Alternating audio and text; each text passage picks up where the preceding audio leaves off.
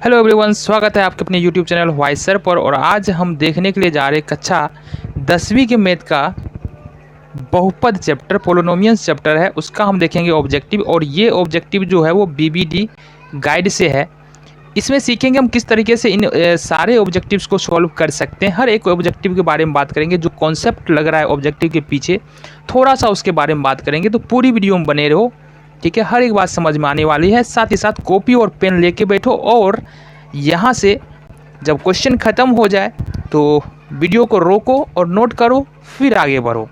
तो यहाँ से हम पहला क्वेश्चन देख लेंगे। पहला क्वेश्चन क्या कह रहा है? पहला क्वेश्चन कह रहा है यदि f ऑफ x बराबर एक बहुपद है, f ऑफ x बराबर एक्स क्यू माइनस में 5x square plus 2x plus 2 एक बहुपद है। अब ये बहुपद है तो त्रिघातीय बहुपद है, क्योंकि इसका हाईएस्ट पावर कितना है? 3 है। तो f ऑफ 1 का वैल्यू क्या होगा? फटाफट निकाल लेते हैं।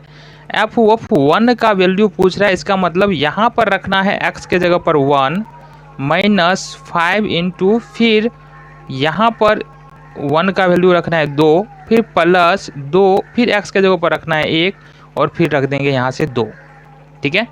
अब यहाँ से अगर 1 का 3 बार क्यू करे तो हमको हमारे पास क्या आएगा? 1 को कितना भी गुना करो, 1 का क्यू कहने का मतलब क्या होता है? 1 इंटू 1 इंटू 1, तो ये 1 ही होने वाला है, तो ये 1 हो जाएगा। 5 है और 1 का स्क्वायर करे तो 5 होगा, और इस तरह से 5 को 1 से गुना करे तो माइनस में 5 हो जाएगा। प्लस है तो प्लस ले लेंगे, फिर 2 को यदि 1 से गुना करो तो ये 2 ही हो जाएगा। फिर हमारे पास लास्ट में बच रहा है 2, ठीक है। और यहाँ से देखते हैं, अब देखो जोड़ो, 2 2 4 और 4 1 5, प्लस वाले के सारे को एक साथ जोड़ देते हैं, बच जाता है -5 बराबर 0। तो इस तरीके से हमारा आंसर क्या आ रहा है? 0 आ रहा है। तो यहाँ पर देख लेते हैं 0 कौन सा है? Option number A. दूसरा नंबर क्वेश्चन देखेंगे हम यहाँ पर। दूसरा नंबर क्वेश्चन क्या है? दूसरा नंबर क्वेश्चन है रैखिक बहुपद के शून्यकों की संख्या होती है। सबसे पहली बात तो यहाँ पर ये समझो कि बहुपद जो है ना, रैखिक बहुपद किसको बोलते हैं? अगर किसी बहुपद का घात 1 है ना, तो उसको हम लोग क्या बोलते हैं? रैखिक बहुपद बोलते हैं। जैसे कि x प्लस 5 ये एक बहुपद है, इसका घात कितना है? 1 है, तो ये रैखिक बहुपद है। इसी तरह से अगर मान लो हम लिखते हैं x, ये भी एक बहुपद है, इसका घात कितना है? 1 है, तो ये भी रैखिक बहुपद है, ठीक है। -x प्लस 3 ये भी एक प्रकार का रैखिक बहुपद है, क्योंकि इसका भी घात 1 ही है। सबसे पहली बात तो ये ध्यान रखना है कि रैखिक बहुपद का घात यानी एक घात वाले बहुपद को बोलते हैं रैखिक बहुपद। तो ये क्या है? रैखिक बहुपद। एक बात यहाँ से समझ में आ जाता है, रैखिक बहुपद, ठीक है। क्वेश्चन क्या पूछ रहा है? शून्यकों की संख्या क्या होता है? तो सबसे पहला हमको यहाँ पर दूसरी बात क्या ध्यान रखना है? दूसरी बात ध्यान में रखना है कि अगर घात 1 है तो शून्यक 1 होगा, घात 2 है तो शून्यक 2 होगा, घात 3 है तो शून्यक 3 होगा, ठीक है। यहाँ से इसलिए अब देखो यहाँ पर घात हाईएस्ट पावर कितना है? 1 है, इसलिए रैखिक बहुपद का जो घात होगा, रैखिक बहुपद का घात जो होगा वो कितना हो जाए? ये रैखिक बहुपद का शून्यक कितना हो जाएगा? शून्यक हो जाएगा यहाँ से 1, ठीक है। तो 1 देखते हैं ऑप्शन कितना हो जाएगा? 1।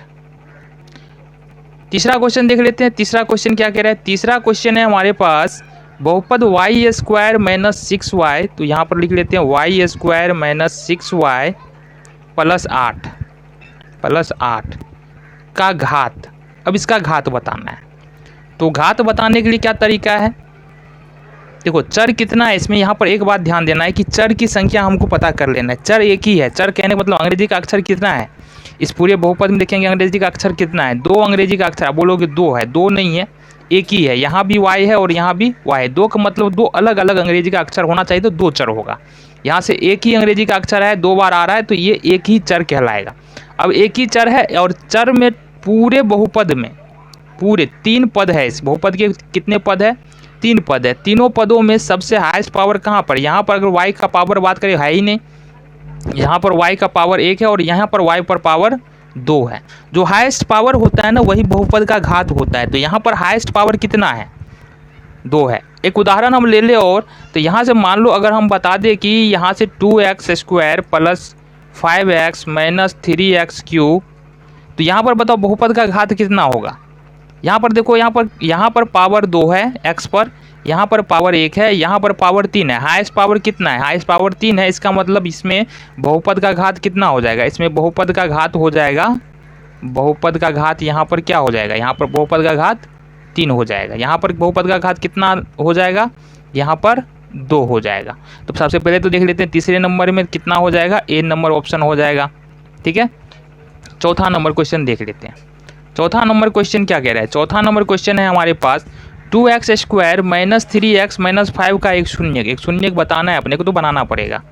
2x स्क्वायर माइनस में 3x माइनस 5, इसका एक शून्य निकालना है। तो यहाँ शून्य निकालने के लिए क्या कर सकते हैं? गुणनखंड करना पड़ेगा। 2 को करेंगे 5 से गुना, तो 5 दूनी कितनी हो जाएगा? 5 दूनी 10 हो जाएगा।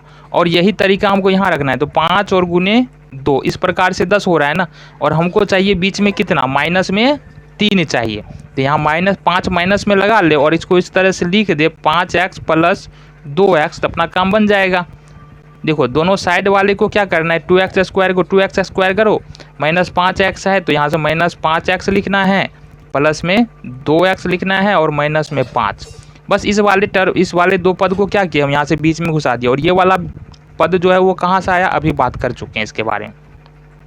अब क्या करना है? अब क्या करना है? दोनों का पेयर बनाना है। 2-2 करके क्या करना है? जोड़ा बनाना है। जोड़ा बना लिए तो यहाँ से हम क्या देख रहे हैं कि x यहाँ से कॉमन आ रहा है, तो ये x कॉमन ले लेंगे, ये हो जाएगा 2x और यहाँ से हो जाएगा -5। और यहाँ पर से एक कॉमन ले लेंगे, ये हो जाएगा 2x माइनस 5। अब यहाँ से देखो क्या कॉमन लेना है? 2x माइनस 5 यहाँ से कॉमन ले लेना है। क्यों? क्योंकि यहाँ भी 2x माइनस 5, यहाँ भी 2x माइनस 5, तो यहाँ से 2x माइनस 5 क्या आ जाएगा? कॉमन आ जाएगा।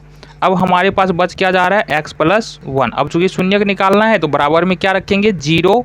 और इस तरीके से हमारे पास जो शून्य निकल के आएगा 2x माइनस 5 बराबर 0, तो यहाँ से कर सकते हैं 2x बराबर 5 और इस तरीके से हम लिख देंगे यहाँ से x बराबर 5/2। ठीक है, ये हो गया। दूसरा शून्य निकालेंगे, दूसरा इजी है, x प्लस 1 बराबर 0। एक को उठा के दूसरे तरफ पटकेंगे तो ये हो जाएगा प्लस में है, दूसरी तरफ जाके हो जाएगा माइनस में। तो यहाँ से एक शून्य 5/2, दूसरा शून्य -1। तो यहाँ पर चेक करना पड़ेगा क्या बता रहा है। दूसरा शून्य -1 है तो यहाँ पर दिया हुआ है -1, तो इसको हम लोग मार सकते हैं। ठीक है, तो इस तरीके से यहाँ पर 4 तक का क्वेश्चन का सोल्यूशन हो जाता है। इसको नोट कर सकते हो, वीडियो को रोकना है, नोट करना है, फिर आगे बढ़ना है। ठीक है, और रिवीजन करते रहो, समझ में आएगा, हर एक बात समझ में आएगा। ठीक है, थोड़ा सा हम इसको रब कर ले, मिटा ले, ताकि आगे बढ़ सके क्वेश्चन। वीडियो पसंद आए तो लाइक करो। और देखो पूरी सॉल्यूशन यहाँ पर मिलने वाली है बीबीडी गाइड की, और बेहतर तरीके से मिलने वाली है। ऐसा नहीं है कि इसमें जो बीबीडी गाइड में जो क्वेश्चन है ना उसी को करके आगे निकल रहे हैं, साथ ही साथ 2-3 एग्जाम्पल हम लेके चल रहे हैं ताकि कोई भी मुश्किल नहीं हो और बातें समझ में आ जाए। तो इस बात पर ध्यान दो। ठीक है, अगला क्वेश्चन हमको देखना है 5वां नंबर क्वेश्चन। 5वां नंबर क्वेश्चन क्या कहता है? बहुपद 5y स्क्वायर, एक बहुपद है 5y square minus 14y plus 8, ये एक बहुपद है। शून्यकों का योग होगा। देखो यहाँ शून्यकों का योग निकालने के लिए सबसे पहला काम क्या करना पड़ेगा? यहाँ से हमको जो बहुपद में क्या करना है? ए बी और सी निकालना पड़ेगा। अब ए बी और सी क्या होता है? देखो दो द्विघातीय बहुपद होता है ना, तो उसमें क्या होता है? एक 2 घात वाला होता है।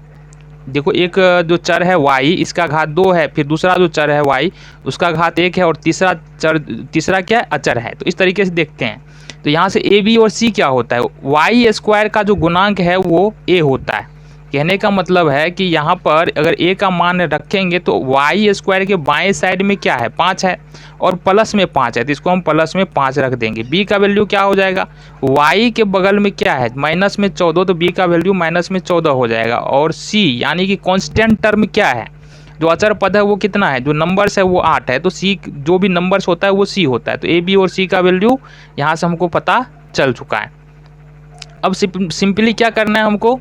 क्या पूछ रहा है 5 नंबर में कि शून्यकों का योग क्या होगा? तो शून्यकों का योग अल्फा प्लस बीटा हमको पूछ रहा है। अगर आप पढ़े हो तो पता होगा शून्यकों का योग क्या होता है? माइनस में b/a होता है। तो देखो यहाँ से b का वैल्यू कितना है? माइनस में 14, और a का वैल्यू कितना है? 5। तो शून्यकों का योग कितना आ रहा है? -14/5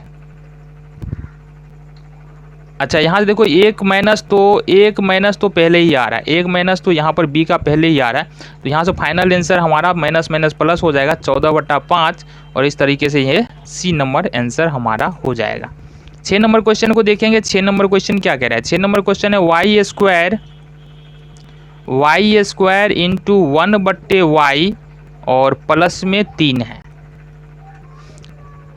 इसका वैल्यू क्या होगा? वैल्यू निकालना है, मान निकालना है, तो सिंपली क्या कर सकते हैं, देखो यहाँ से ये वाई स्क्वायर को से गुना करना है, वाई स्क्वायर और इंटू 1/y कर सकते हैं, प्लस का चिन्ह है, प्लस का चिन्ह आ जाएगा, वाई स्क्वायर इंटू यहाँ से 3 कर सकते हैं, इसको फिर क्या करना है, इस वाले से गुना कर देना।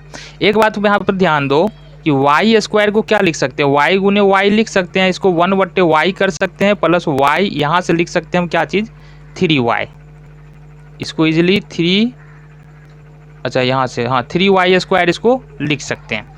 अब यहाँ से क्या हो जाएगा कि y से y हो जाएगा यहाँ से कैंसिल, तो अब हमारे पास जो बच रहा है वो क्या बच रहा है, ये y को 1 से गुना करेंगे तो ये हो जाएगा y और ये हो जाएगा 3y का स्क्वायर, तो ये हमारा आंसर है। देखते हैं कि नहीं, y प्लस 3y का स्क्वायर, y प्लस 3y का स्क्वायर सी, अच्छा ये d है, y प्लस 3y का स्क्वायर। चलो 7 नंबर क्वेश्चन देखते हैं क्या है। 7 नंबर क्वेश्चन कह रहा है यदि p ऑफ x एक गुणनखंड p ऑफ x का एक गुणनखंड x प्लस 1 है तो p ऑफ x कोई बहुपद होगा, यहाँ पर दिया हुआ नहीं है, का गुणनखंड है